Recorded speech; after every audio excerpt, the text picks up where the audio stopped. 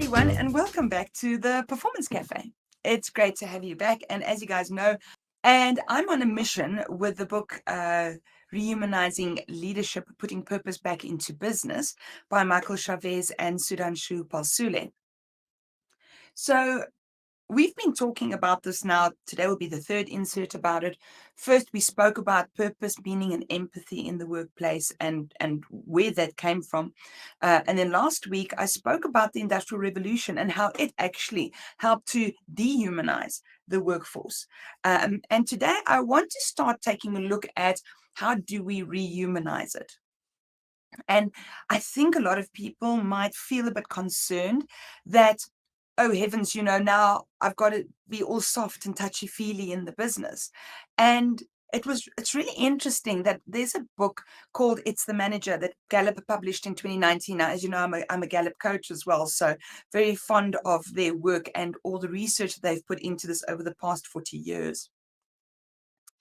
But the book really talks about the importance of the manager in performance and in productivity and in engagement. But one of the areas that they cover is around millennials and Gen Zs and how their expectations as they're coming into their workforce have actually changed our perspective. Now, I started last week asking that we change the perspective and stop managing people as if it's still the Industrial Revolution. Now I'm still old by comparison, so now the youngins are going to ask us to change it even more. And so I want to talk through a couple of the points that come out in It's the Manager around how the perspective on work and life has really changed. And just to give you an idea, I think in the next 5 years, 75% of employees across the world will be Gen Zs. Will be millennials. So from that perspective, understanding this really helps us to understand the vast majority of employees that are coming into the workplace right now. So in the past, and this is really, I think, more like Gen X, my age. In the past, I think we were very much raised by our baby boomer parents. We were very much raised by our baby boomer parents to value the paycheck. It was about getting the job that was going to get you the biggest paycheck. And interestingly enough, when we had at school, they would come, they do aptitude tests. They'd say, you can be a this or this or this or this or this. They would rank them in order of what the best opportunity will be. So definitely, even if you had great talent in the arts, if there was any possibility to put you into legal, financial, the bigger earning categories, they would definitely highlight those for you. Now we see, as I've been so fond of saying, is people are asking, what's my purpose?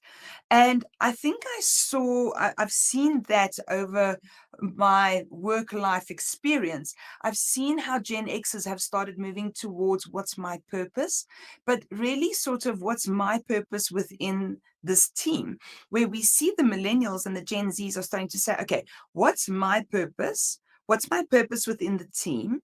What's my purpose within the organization? And what's the organization's purpose? And we've seen an incredible move towards this need that, business must do good business. They must be ethical. They must be environmentally aware. We love this, right? The Gen Zs and the millennials have had a great sort of reaction to the events of the 2008 economic crash, where we saw with transparency how wrong and how unethical businesses could be managed. In the past, and this is definitely something that I know used to be important for me, it's my satisfaction. I want to have work satisfaction. I want to enjoy being at work.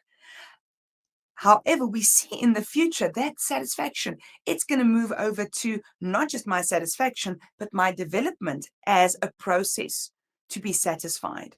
So instead of where in the past we just choose something that would satisfy us, now it's about, I've chosen something that will satisfy me, but it must continue satisfying me because I will be developed appropriately. I certainly have been very lucky in choosing and working with bosses that were great. And that was really something that was acknowledged, you know, the importance of leadership and who you work for. In the future, millennials and Gen Zs are saying, great to have a boss, but are you my coach? So don't tell me, help me learn. And actually, that's such a beautiful thing, because as a strengths coach as well, my role is to help other people learn how to learn. So I don't give them the answers. I help them how to find their own answers. Next time they get stuck, they know how to look for their own answer. Oh, and the next one, my annual review. These were never great, right? Once a year, you would sit down and have to account for what you had done an entire year. And I couldn't remember what I had for breakfast a month ago. Or something would be brought up, and it was kind of like, oh, heavens, I'm trying to remember what happened and what was the detail. And it was also almost like it was reactive conflict, right? It was like, okay, we thought we had this laid to rest, and now it comes up, and things are coming up and are being brought up, and maybe even consequences I wasn't even aware of. I can't do anything about those consequences at that point in time. So why bring them up? What we've seen with millennials and Gen Zs, and it works a charm for everyone, is to instead have my ongoing conversation. Not once a year. It's once a week. It's once every 2 weeks. It's a review the moment I've done something in order to build. And what I really love about that is that it reduces reactive responses. It makes people more proactive. The moment I think something's going to happen, I already bring it up. I can already work it through. I don't implement an entire project knowing that something went wrong in phase one, but my annual review is only 3 months down the line, so I won't bring it up. In the past, and this is the next soapbox. If you guys thought I can get on about the Industrial Revolution, the next one is about fixing people's weaknesses. Somehow in society, it is the done thing for us to want to make everyone this perfect all-rounder. However, if you think about it, if you go to the doctor, you don't go and say, oh, I'll just take any doctor to tell me about my sore ankle. No, you go to the orthopod because they're a specialist. They ignore what they can't do and they focus on their strengths. If I go to a nail salon or a hair salon, I'm not going to walk into a barber shop and say, please do my hair. I'm going to go into a salon because I've got long hair. Why? Because I want the specialist. But for some other reason, even at school-going age, we try and mold people into these good little all-rounders. We deny them their strengths and we try and force them to improve their weaknesses. I'm not saying don't be aware of weaknesses. I'm just saying, like, if I know I've got a weakness, find and collaborate with someone who has that as a strength so that we all work towards our strengths.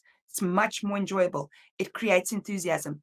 It creates collaboration because now we have to work together because I'm not trying to be all things to all people. And lastly, for my generation, it was all about the job. And I've been a proud career woman for more than 30 years. And now we see people are saying, our millennials, our Gen Zs are saying, hold on, it's my life. And with them came this concept of work-life balance. And they're saying, work is just one part of my life. How do I balance out the rest? So when we start talking about empathy, I'm not necessarily talking about touchy-feely things. I'm talking about already just implementing this, talking purpose, developing people's both their skills and their personal development, being a coach, not just a manager or a boss, having ongoing conversations, knowing and acknowledging their strengths, and then understanding that they have a full life. It's not just about the job. As always, I hope this has gotten us a step closer to purposeful leadership and rehumanizing the work and business environment. If you've enjoyed the insert and you're on YouTube, please click on the button below and let us know if you like it. If you have any thoughts, leave us comments there. Also, please subscribe and ping the notification bell so that you can see our videos twice a week. If you've joined us from Facebook or from LinkedIn, lovely to have you here as always. Love to hear what you guys have to say as well. So reach out to me on LinkedIn and let me know what you thought about this insert or any of our videos, as we always like to hear from you. And until next week, I hope you have a fabulous week.